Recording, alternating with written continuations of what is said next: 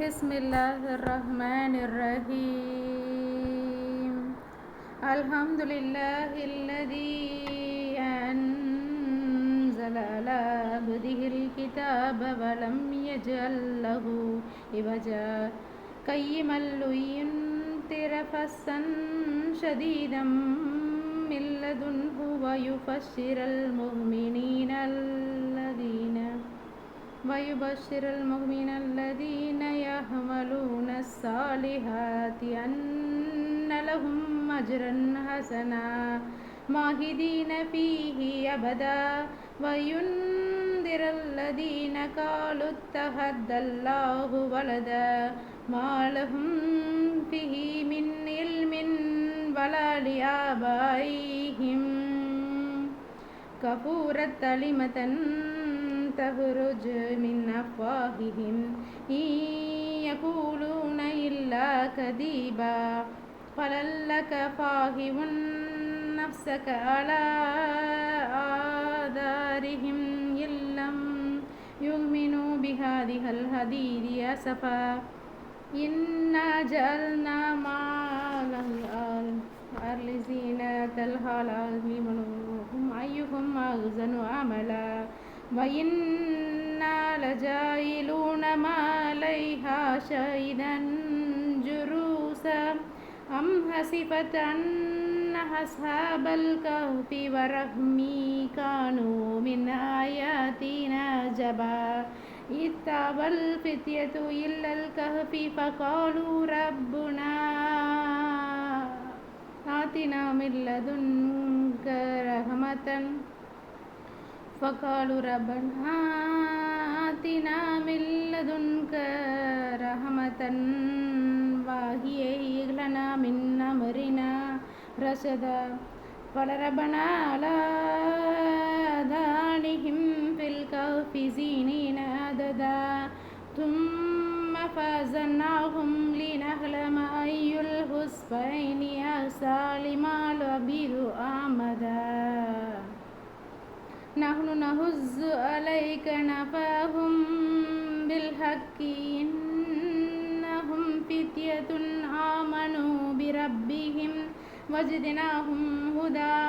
وربطنا على قلوبهم إذ قاموا فقالوا ربنا رب السماوات والأرض لن ندعو من دونه إلها لن ندعو من دونه إلها لقد قلنا إذا شددا هؤلاء قوم اتخذوا من دونه آلهة لولا يهدون عليهم بسلطان بين فمن أظلم ممن افترى على الله كذبا وإذ زوجملتهم وما يهدفون إلا الله فاغفوا إلى الكهف ينشر لهم ربهم من رحمته ويهيئ لهم من أمرهم مرفقا وترى الشمس إذا طلعت تجاوروا عن كهفهم ذات اليمين وإذا غفرت تغرلهم ذات الشمال وهم في فجوة منه ذلك من آيات الله من يهد الله فهو المهتدي ومن يضلل فلن تجد له وليا مرشدا وتحسبهم أيقاظا وهم رقود ونكلفهم ذات اليمين وذات الشمال وخلفهم فاسد ذراعيه في الوسيد لو اطلعت عليهم لوليت منهم فرارا ولا ملكت منهم ربا وكذلك فأزناهم ليتساءل بينهم قال قائل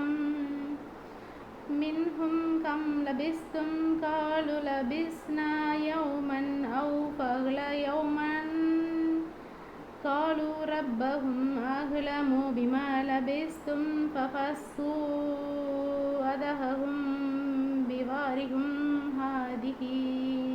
إلى المدينة فلينظر أيها أزكى طعاما فليأتكم برزق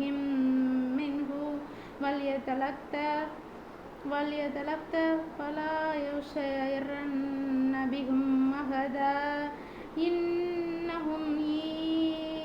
يظهر عليهم يرجمكم أو يعيدكم في ملتكم ولن تفلحوا إذا أبدا وكذلك أعثرنا عليهم ليعلموا أن وعد الله حق وأن الساعة لا ريب فيها وأن الساعة لهم فيها يتنازعون بينهم أمرهم فقالوا ابنوا عليهم بنيانا ربهم أعلم بهم قال الذين غلبوا على أمرهم لنتخذن عليهم مسجدا سيقولون تلاذر بهم خلفهم ويقولون خمسة سادسهم كلبهم رجما بالغيب ويقولون سبعة وثامنهم كلبهم قل ربي أعلم بتعدادهم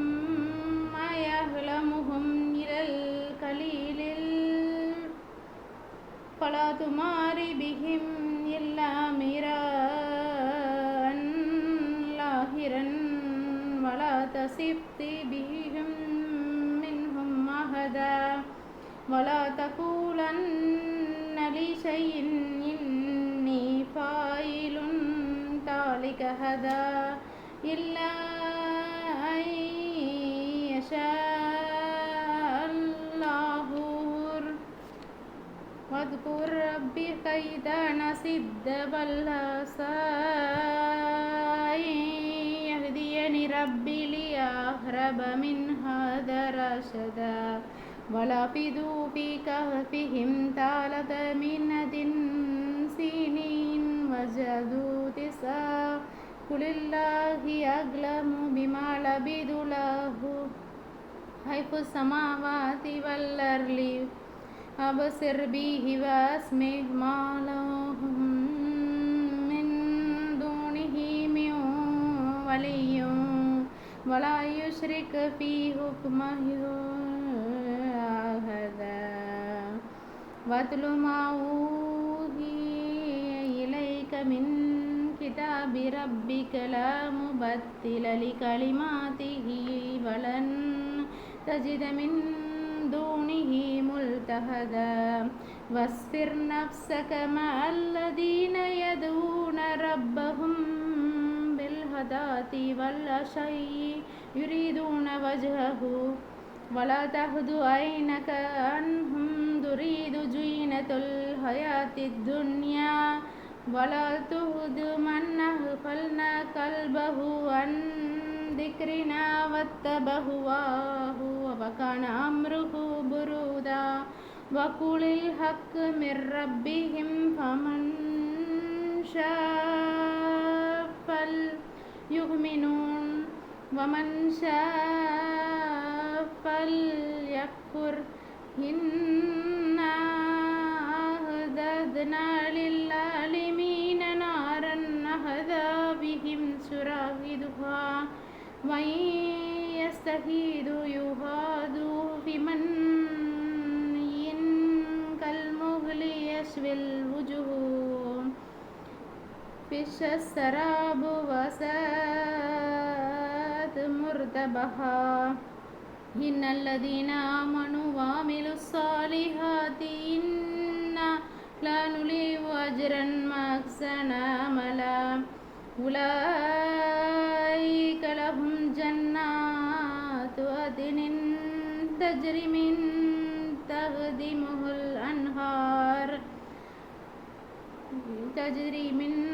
تحتهم الأنهار يحلون فيها من أساور من ذهب ويلبسون ثيابا خضرا من سندس واستبرق متكئين فيها على الأرائك نعم الثواب وحسنت مرتفقا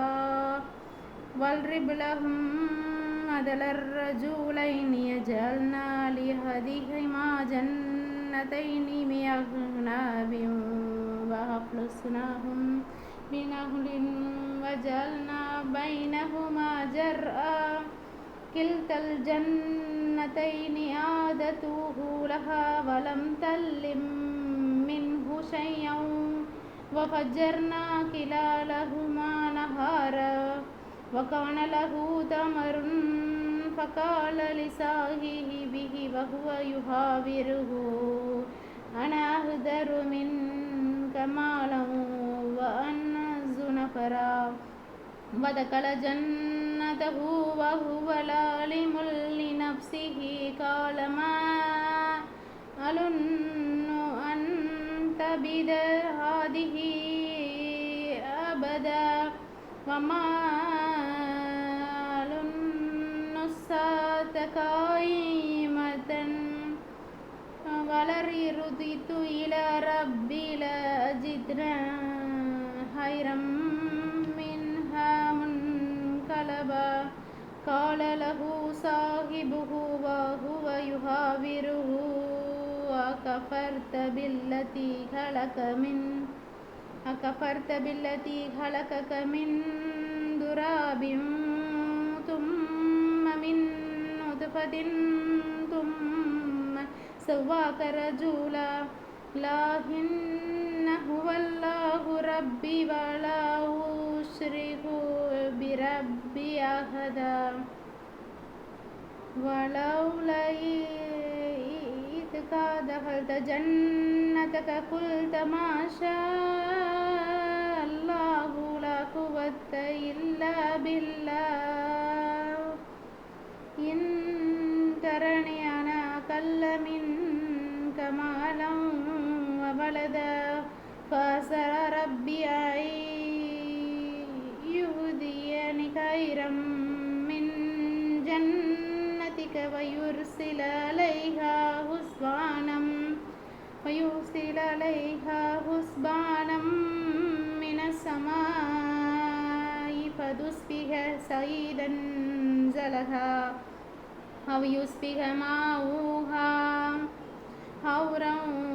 فلن تستطيع له طلبا وأهد بتمره فأصبح يقلب كفيه على ما أنفق فيها وهي خاوية على عروشها ويقول يا ليتني لم أشرك بربي أحدا ولم تكن له فئة ينصرونه من دون الله وما كان منتصرا هنالك الولاية لله الحق وخير ثوابا وخير عقبا واضرب لهم مثل الحياة الدنيا كماء إن أنزلنا من السماء فاختلط به نبات الأرض فأصبح هشيما تذروه الرياح وكان الله على كل شيء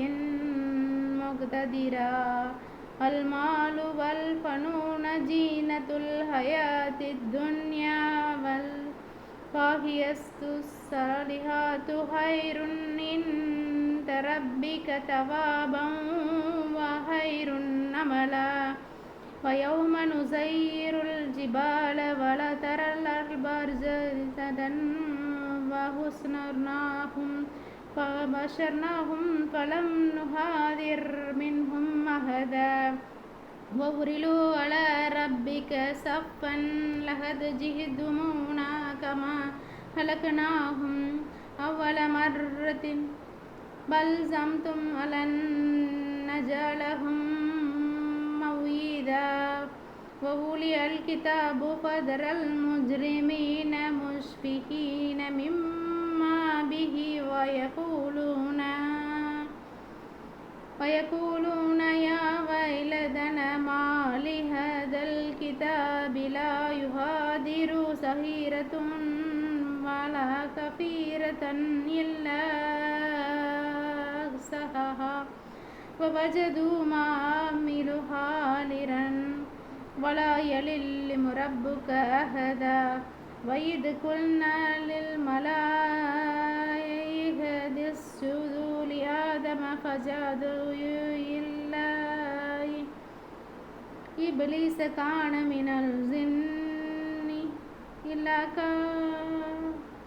إبليس كان من الجن ففسق عن أمر ربك أفتتخذونه وذريته أولياء من دون وهم لهم عدو بئس الظالمون بدلا ما أشهدتهم خلق السماوات والأرض ولا خلق أنفسهم وما كنتم متخذ المضلين عضدا ويوم يقولون ذو شركائي الذين زعمتم فدعوهم فلم يستجيبوا لهم وجعلنا بينهم موبقا ورأى المجرمون النار فظنوا أنهم مواقعوها ولم يجدوا عنها مصرفا ولقد صرفنا في هذا القرآن للناس من كل مثل وكان الإنسان أكثر شيء جدلا وما منع الناس أن يؤمنوا إذ جاءهم الهدى ويستغفروا ربهم إلا أن تأتيهم سنة الأولين أو يأتيهم العذاب قبلا وما نرسل المرسلين إلا مبشرين ومنذرين ويجادل الذين كفروا في الباطل ليدخلوا فيه الحق واتخذوا آياتي وما أنذروا هزوا ومن أظلم ممن ذكر بآيات ربه فأعرض عنها ونسي من قدمت يداه إنا جعلنا على قلوبهم أكنة أن يفقهوا وفي آذانهم وقرا وإن تدعوهم إلى الهدى فلن يهتدوا إذا أبدا وربها الغفور ذو الرحمة لو يؤاخذهم بما كسبوا لعجل لهم العذاب بل لهم موعد لن يجدوا من دونه موئلا وتلك القرى أهلكناهم لما ظلموا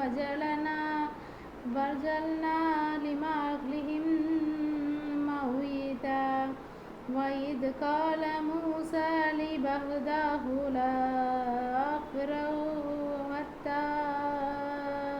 أبلغ مجمع البحرين أو أمضي حقبا فلما بلغا مجمع بينهما نسيا حوتهما فاتخذ سبيله في البحر سربا فلما جاوز قال لفتاه آتنا غداءنا لقد لقينا من سفرنا هذا نصبا قال أرأيت إذ أوينا إلى الشجرة فإني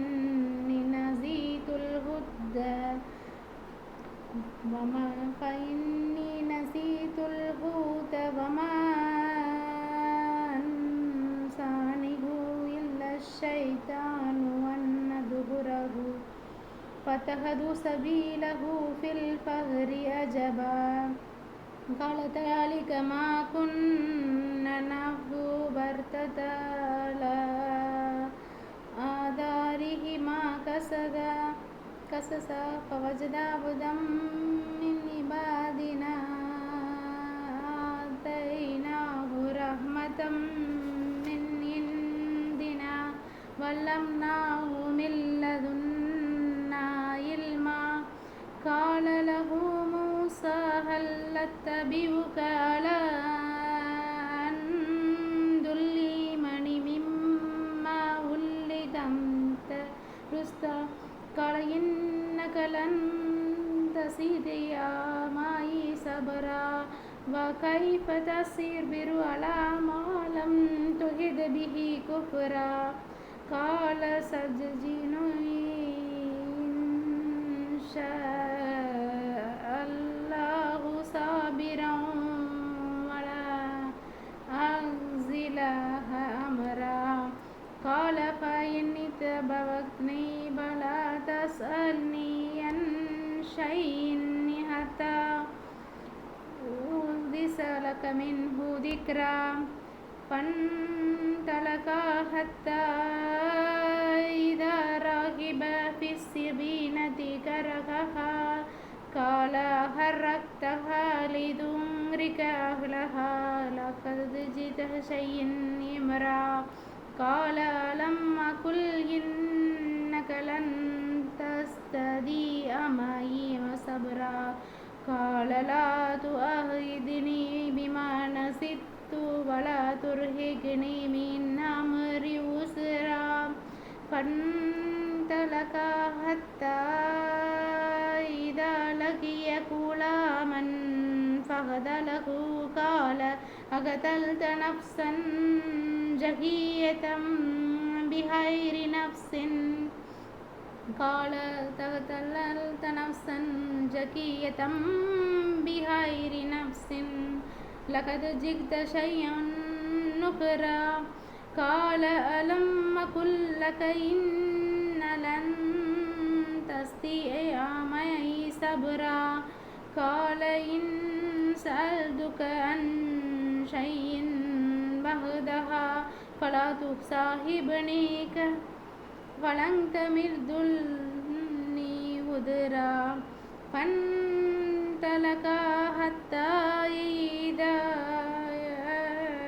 أتيا أهل قرية استطعما أهلها فاستغفرنا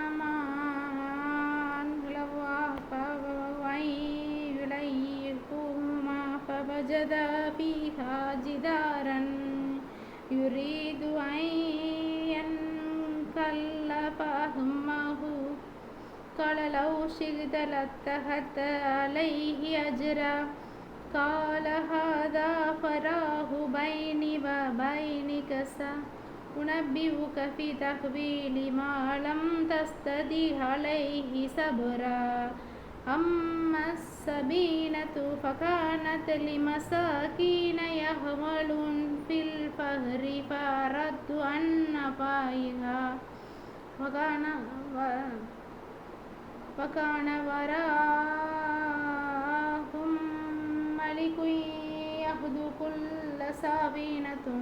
حسبا وأما الكلام فكان باباه مغبينين فخشينا أن يرهقهما طغيانا وكفرا فأردنا أن يبدلهما ربهما خيرا منه جهادا وأخبرهما وأما الجدار فكان لغلامين يتيمين في المدينة وكان تحته كنز لهما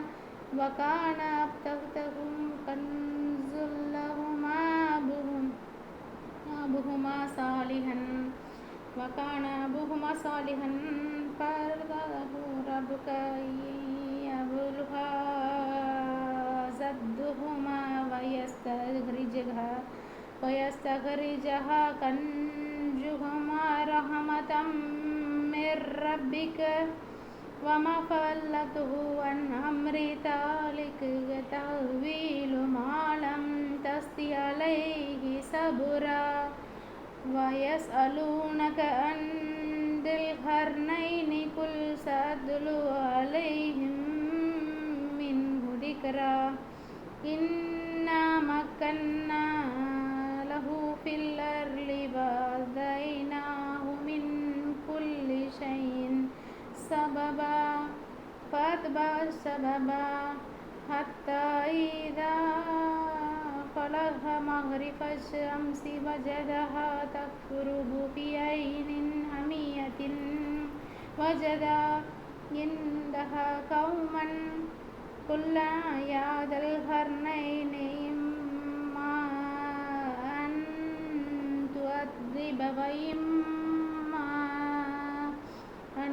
تتخذ فيهم حسنا قال أما من ظلم فسوف نعذبه ثم يرد إلى ربه فيعذبه عذابا نكرا وأما من آمن وعمل صالحا فله جزاء الحسنى وسنقول له من أمرنا يسرا ثم أذهب سببا حتى إذا بلغ مطلع الشمس وجدها تطلع على قوم لم يجعل لهم من دونها سترا كذلك ولقد أخذنا بما ليس كبرا ثم أتبع سببا حتى إذا بلغ بين السيتين وجد من دونهما قوما لا يفقهون قولا قالوا يا ذا القرنين إن يأجوج ومأجوج مفسدون في الأرض فهل نجعلك لك خرجا على أن تجعل بيننا وبينهم سدا قال ما مكنني به ربي خير فأعينوني بقوة وأجعل بينكم وبينهم ردما آتوني زبر الحديد حتى إذا سوى بين السدبين قال انفخوا حتى إذا جعله نارا قال ائتوني أفرغ عليه قدرا فما استطاعوا أن يظهروه وما استطاعوا له نقبا قال هذا رحمة من ربي فإذا جاء وعد ربي جعله دكا وكان وعد ربي حقا وتركنا فضلهم يومئذ يموج في بغل ونفخ في الزور فجمعناهم جمعا وأرنا جهنم يومئذ للكافرين أرنا الذين كانت أعينهم في غطاء عن ذكري وكانوا لا يستطيعون سمعا أفحسب الذين كفروا أن يتخذوا عبادي من دوني أولياء إنا أعتدنا جهنم للكافرين نزلا قل هل ننبئكم بالأخسرين أعمالا الذين ضل سعيهم في الحياة الدنيا وهم يحسبون أنهم يحسنون صنعا أولئك الذين كفروا بآيات ربهم ولقائه فحبطت أعمالهم فلا نقيم لهم يوم القيامة وزنا ذلك جزاؤهم جهنم بما كفروا واتخذوا آياتي ورسلي هزوا إن الذين آمنوا وعملوا الصالحات كانت لهم جنة الفردوس نزلا خالدين فيها لا يبغون عنها حولا قل كان البحر مدادا لكلمات ربي لنفد البحر قبل أن تنفد كلمات ربي لنفد البحر قبل أن تنفد كلمات ربي ولو جئنا بمثله مددا قل إنما أنا بشر مثلهم يوحى إلي أنما إلهكم إله واحد فمن كان يرجو لقاء ربه فليعمل عملا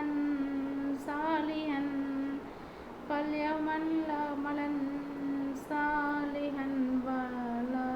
يشرك بعبادة ربه أحدا. السلام عليكم ورحمة الله وبركاته.